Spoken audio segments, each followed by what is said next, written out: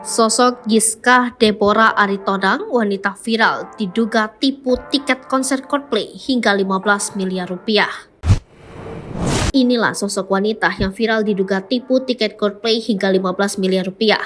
Wanita tersebut bernama Giska Deborah Aritonang yang jadi sorotan usai diduga menipu tiket Coldplay. Bahkan tidak tanggung-tanggung. Sosok Giska Deborah Aritonang diduga melakukan penipuan tiket Coldplay senilai 15 miliar rupiah. Penipuan yang diduga dilakukan Giska ini diunggah akun X Toko Parmo yang mengungkapkan penipuan tiket konser Coldplay kembali memakan korban.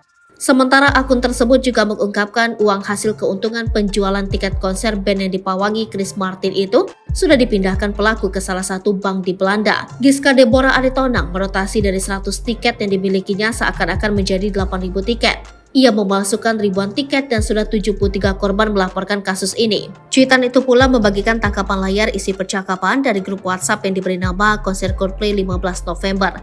Dari tangkapan layar itu terlihat pesan teks yang menyebutkan bahwa Giska Deborah Aritonang telah melakukan penipuan. Tak hanya itu, akun tersebut juga melihatkan wajah Giska Deborah Aritonang dan kronologi penipuan mulai terungkap. Diduga ia melakukan penipuan tiket konser di barisan kursi, Cat 5 dan 6. Bahkan tersebar kartu identitas terduga pelaku penipuan tiket konser Coldplay. Tak hanya sosok Giska Deborah Aritonang, namun polisi juga menangkap pelaku lain yang melakukan penipuan tiket. Beredar informasi yang dihimpun, Giska diduga telah ditetapkan sebagai tersangka kasus penipuan. Hingga kini Tribun Sumsel berupaya mencari fakta tersebut.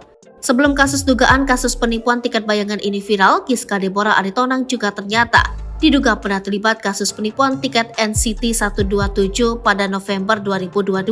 Sebagaimana diketahui, Coldplay menggelar konser bertajuk Coldplay Music of the Spheres World Tour di SUGBK Rabu malam. Download Tribun X sekarang, menghadirkan lokal menjadi Indonesia.